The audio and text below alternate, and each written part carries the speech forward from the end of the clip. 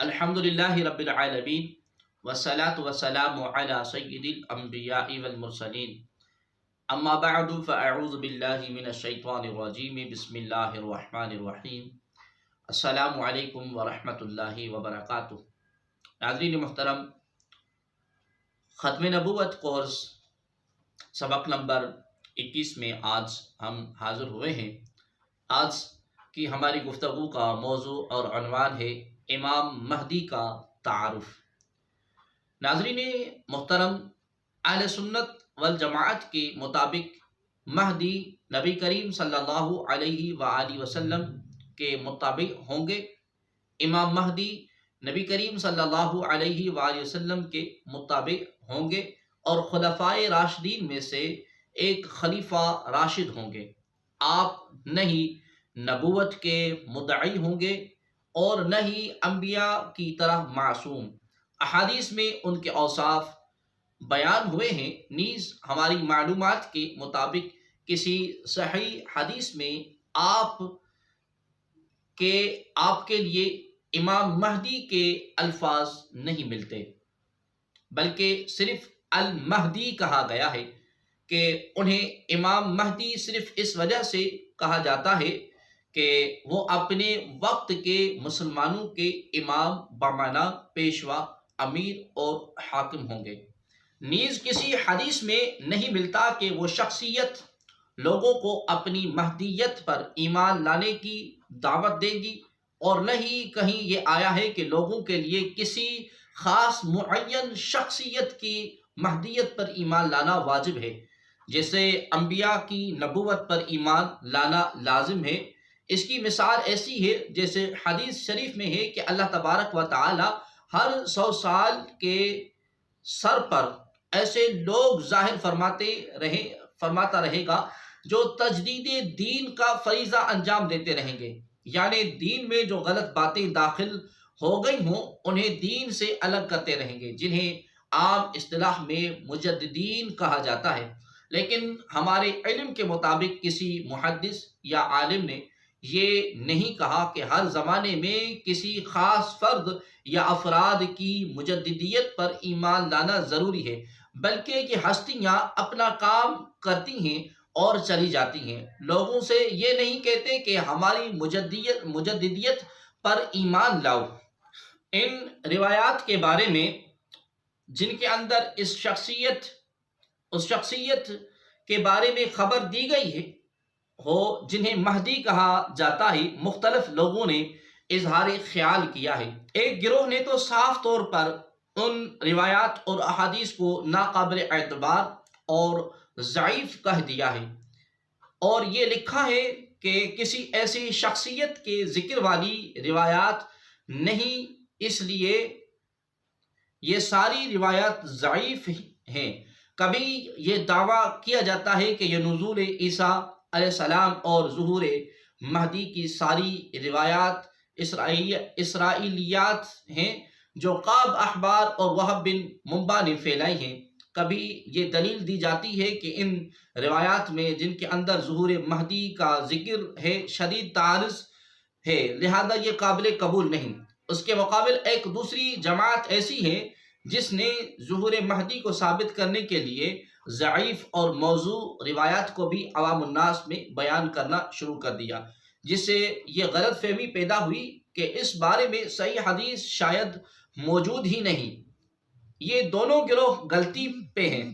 نہ ظہور مہدی صرف افسانہ ہے اور نہ ہی وہ تمام احادیث ضعیف ہیں جن کے اندر نبی کریم صلی اللہ علیہ وآلہ وسلم نے قرب قیامت کے ظہور کی خبر دی ہے، بلکہ اس بارے میں حدیث کی ایک کثیر تعداد صحیح اور حسن درجے کی بھی ہیں، جن میں سے چند احادیث ہم انشاءاللہ العزیز آگے بیان کریں گے، اور نہ ہی یہ اسرائیلیات ہیں۔ دوسری جانب یہ بھی حقیقت ہے کہ صحیح روایات کے علاوہ ایک کثیر تعداد ضعیف، من گھڑت اور موضوع روایات و آثار کی بھی ہیں جن سے ظہور مہدی پہ استدلال کرنے کی ہمیں کوئی ضرورت نہیں، کیونکہ صحیح اور حسن احادیث کی ایک کثیر تعداد کا ہونا یہ ثابت کرنے کے لیے کافی ہے امام مہدی کے بارے میں امت مسلمہ کے عقیدے کا خلاصہ یہ ہے کہ قرب قیامت سیدنا عیسیٰ علیہ السلام کے نزول سے کچھ سال پہلے امام مہدی پیدا ہوں گے، اور وہ مدینہ سے مکہ کی طرف تشریف لے کر جائیں گے۔ وہ بیت اللہ کا طواف کر رہے ہوں گے کہ وقت کے علماء ان کو پہچان لیں گے، اور جب ان کا طواف مکمل ہوگا تو سب سے پہلے کچھ علماء ان کے ہاتھ پر بیعت کریں گے۔ اس کے بعد عمومی بیعت ہوگی۔ بیعت اس بات پر ہوگی کہ اسلام کے بول بالے کے لیے ہم کوشش کریں گے، چاہے اس کام میں ہماری جان کیوں نہ چلی جائے۔ اس کے بعد امام مہدی کی سربراہی میں نفاذ اسلام کی کوششوں کا آغاز ہوگا، اور مسلمانوں کا کفار کے ساتھ جہاد شروع ہو جائے گا۔ اس کے کچھ عرصے بعد سیدنا عیسیٰ علیہ السلام کا آسمان سے نزول ہوگا۔ سیدنا عیسیٰ علیہ السلام کا جس وقت نزول ہوگا، اس وقت نماز کے لیے مسلمان صفیں سیدھی کر رہے ہوں گے۔ سیدنا عیسیٰ علیہ السلام کو دیکھ کر مسلمان کہیں گے، اے اللہ کے نبی عیسیٰ علیہ السلام، آپ نماز کی امامت کرائیں۔ تو سیدنا عیسیٰ علیہ السلام جواب دیں گے کہ یہ اعزاز اللہ تبارک و تعالیٰ نے اس امت کو دیا ہے۔ چنانچہ امام مہدی اس وقت نماز پڑھائیں گے۔ اس کے بعد سیدنا عیسیٰ علیہ السلام ہی نمازوں کی امامت فرمائیں گے۔ سیدنا عیسیٰ علیہ السلام کے نزول کے کچھ عرصے بعد امام مہدی رضی اللہ تعالی عنہ کا انتقال ہو جائے گا۔ امام مہدی کے بارے میں بہت سی صحیح، ضعیف یا جھوٹی روایت ہیں جن میں اختلاف پایا جاتا ہے۔ صرف ان احادیث کو ذکر کریں گے جو صحت کے لحاظ سے قابل اعتبار ہیں، یا ان میں اختلاف نہیں پایا جاتا، یا ان میں اختلاف بہت کم پایا جاتا ہے۔ حدیث نمبر 1، عن ام سلمۃ قالت سمعت رسول اللہ صلی اللہ علیہ وسلم یقول المہدی من عطرتی من ولد فاطمہ قال عبد اللہ بن جعفر وسمعت ابا الملیح یثنی على علی بن نفیر ویذکر منہ صلاحہ۔ حضرت ام سلمہ رضی اللہ تعالی عنہا سے روایت ہے کہ میں نے رسول اللہ صلی اللہ علیہ وآلہ وسلم کو فرماتے ہوئے سنا، مہدی میری نسل سے فاطمہ کی اولاد میں ہوں گے۔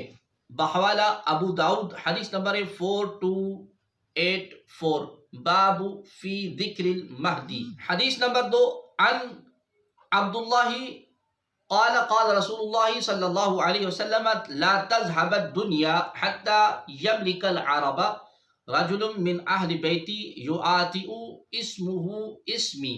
حضرت عبداللہ بن مسعود رضی اللہ تعالی عنہ سے روایت ہے کہ رسول اللہ صلی اللہ علیہ وآلہ وسلم نے فرمایا، دنیا اس وقت تک ختم نہیں ہوگی جب تک میرے گھرانے کا ایک آدمی یعنی امام مہدی جو میرا ہم نام ہوگا عرب کا بادشاہ نہ بن جائے۔ بحوالہ ترمذی، حدیث نمبر ہے 2230، باب ما جاء فی المہدی۔ حدیث نمبر 3، آپ ملاحظہ فرمائے، عن علی رضی اللہ تعالی عنہ عن النبی صلی اللہ علیہ وسلم قال لو لم يبق من الدہر الا یوم لا بعث اللہ رجلا من اہل بیتی یملؤها عدلا کما ملئت جورا۔ حضرت سیدنا علی رضی اللہ تعالی عنہ سے روایت ہے کہ نبی کریم صلی اللہ علیہ وآلہ وسلم نے فرمایا، اگر زمانے سے ایک ہی دن باقی رہ جائے گا تو بھی اللہ تبارک و تعالی میرے اہل بیت میں سے ایک شخص کھڑا بھیجے گا، وہ اسے عدل اور انصاف سے اس طرح بھر دے گا جیسے یہ ظلم اور جور سے بھر دی گئی ہے۔ بحوالہ ابو داؤد، حدیث نمبر 4283، باب فی ذکر المہدی۔ حدیث نمبر 4، آپ ملاحظہ فرمائیں، عن عبداللہ عن نبی صلی اللہ علیہ وسلم قال لو لم يبق من الدنيا الا يوم قال زائدة في حدیثی لطول اللہ ذلك اليوم ثم اتفقوا حتى يبعث فيه رجلا مني او من اهل بيتي يعاطي اسمه اسمي واسم ابيه اسم ابي زاد في حديث فطر يملأ الارض قسطا وعدلا كما ملئت ظلما وجورا قال في حديث سفيان لا تذهب أو لا تنقضي الدنيا حتى يملك العرب رجل من أهل بيتي يؤاتي اسمه اسمي۔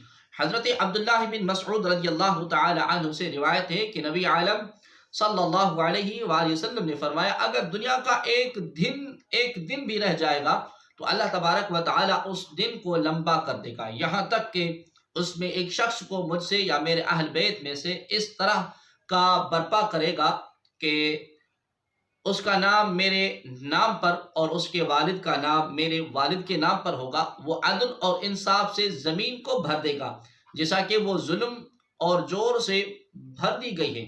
سفیان کی روایت میں ہے کہ دنیا نہیں جائے گی یا ختم نہیں ہوگی تاکہ عربوں کا مالک ایک ایسا شخص ہو جائے جو میرے اہل بیت میں سے ہوگا، اس کا نام میرے نام کے موافق ہوگا۔ بحوالہ ابو داؤد حدیث نمبر 4282۔ باب فی ذکر المہدی۔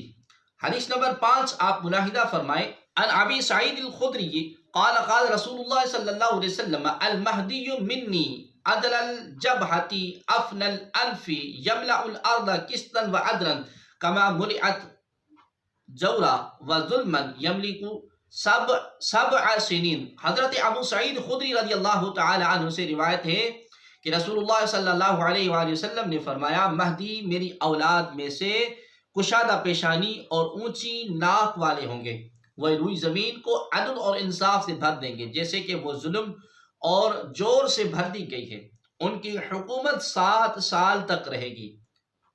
بحوالہ ابو داؤد حدیث نمبر ہے 4285۔ باب فی ذکر المہدی۔